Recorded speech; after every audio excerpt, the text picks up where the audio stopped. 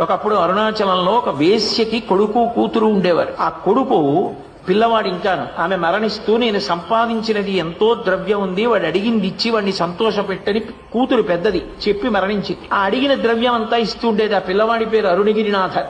ఇస్తుండేది. అతను ఆ ద్రవ్యం తీసేసుకునేది అనేకమైన వ్యసనాలకి లోనైపోయాడు. ఇక ఎంత స్త్రీ వ్యసనం పట్టుకుంది అంటే ద్రవ్యం అంతా అయిపోయింది. అయినా అక్కగారిని వేధించేస్తున్నాడు. ఆవిడ ఇంకా విసిగిపోయింది.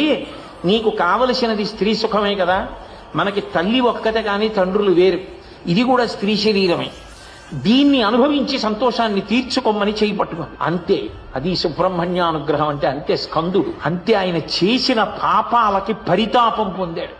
ఈ మాట చాలు నాకు కొరడా దెబ్బ, చీ దిక్కుమాలిన జన్మ ఎందుకు వచ్చింది, స్వామి సమక్షంలో శరీరం వదిలేస్తానని గోపురం ఎక్కి దాని మించి దూకేశాడు అరుణాచలంలో.